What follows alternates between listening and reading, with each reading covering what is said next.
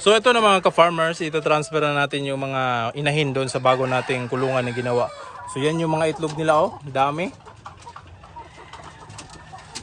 So ito-transfer na natin, i-divide natin ito ng dalawa para magkasya doon. Alright. So ito na yung mga manok mga ka-farmers. Ito yung white leghorn natin na 15, yung nabili natin noong mga nakaraang buwan. So yan na po sila.